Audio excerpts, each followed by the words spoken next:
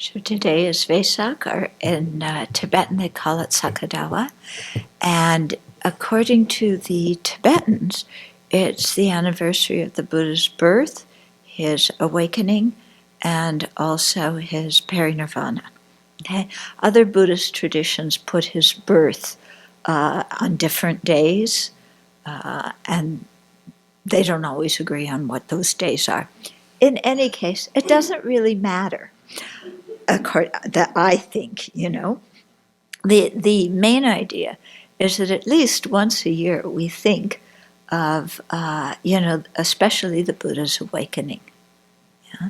And to think, he put in all this effort throughout so many lifetimes to attain awakening so that he could benefit ignorant beings like us, and to have a sense of gratitude towards the Buddha for everything that he did and the hardships that he went through practicing the path and the joy he experienced practicing the path, so that we really, how to say, that we really connect with what he did in a personal way.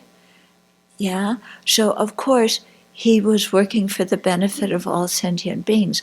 But let's also remember that we're part of all sentient beings. And so to really see it in a personal way, how the Buddha worked and attained awakening for our benefit, yeah, so that we don't just take all of that for granted. And then second is to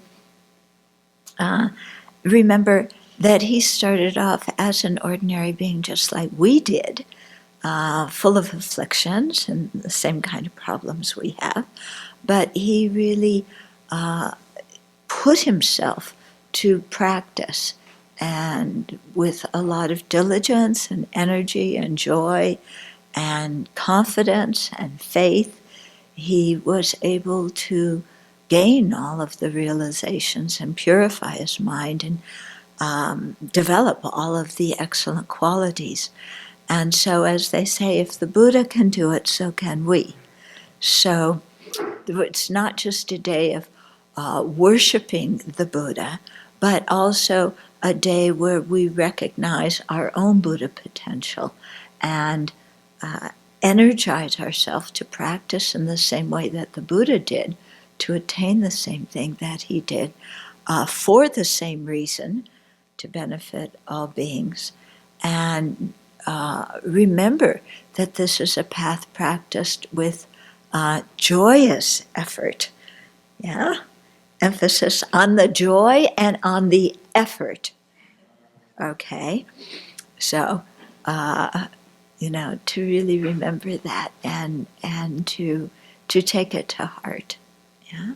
So it's a nice day just to think of the Buddha's life and the different things that he tried and everything he did, and then how he became awakened and then taught. Yeah. So in 7 weeks' time, then we'll have the anniversary of the turning of the Dharma wheel, which is another one of the 4 days, special calendar days in addition to today, that are merit multiplying days. But that's when he first taught the Dharma. So between now and 7 weeks from now is when the Buddha was wondering, should I teach? Yeah. Maybe a few days earlier than 7 weeks, because it took him some time to walk from Bodh Gaya to Benares. But, when he first became awakened, he thought, who in the world's going to understand what I'm talking about? Yeah. And then they say it was because the gods came and pleaded with him. So I really think he knew that he was going to teach. I don't think really the gods needed to plead with him, but the story makes us think, the Buddha didn't have to teach, and where would I be if the Buddha didn't teach the Dharma? Yeah. Where would I be if the Buddha hadn't had attained awakening? And to think of what it means to be in cyclic existence with no refuge at all, nowhere to turn. And then how fortunate we are that the Buddha did attain awakening and he did teach, and we have that possibility to learn the teachings and practice them. Okay? And so from that, then, of course, wanting to share them with other living beings according to their own receptivity and their own ability to absorb the teachings. And let me tell you of one very sweet email I received from one of our Singaporean friends. So usually the Chinese Vesak and Tibetan Vesaks are on 2 different days. So on the Chinese Vesak, very often they go to Pokarsi, one of the largest monasteries there, the night before Vesak, and they do what's called 3 steps, 1 bow. And so essentially what the Tibetans do, you just prostrate continuously, from beginning to end. And so they circumambulate the whole monastery, and it usually goes until about 2 a.m.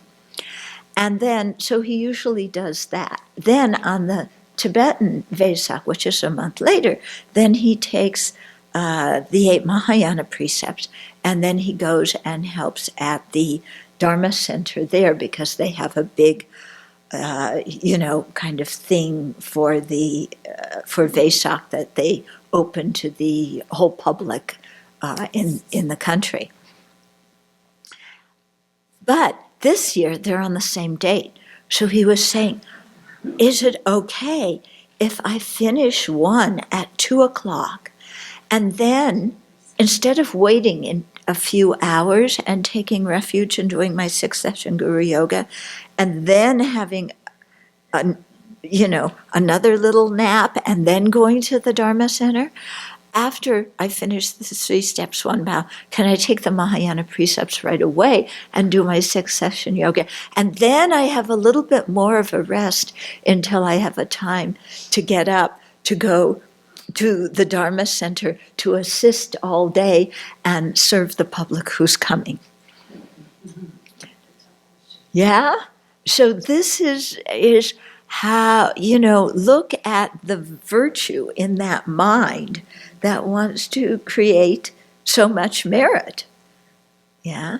And this is for somebody who just, usually works 9 to 5 and like that. But I really admire his wanting to create so much merit on that day. Yeah. So I told him, yes, it was fine to do that.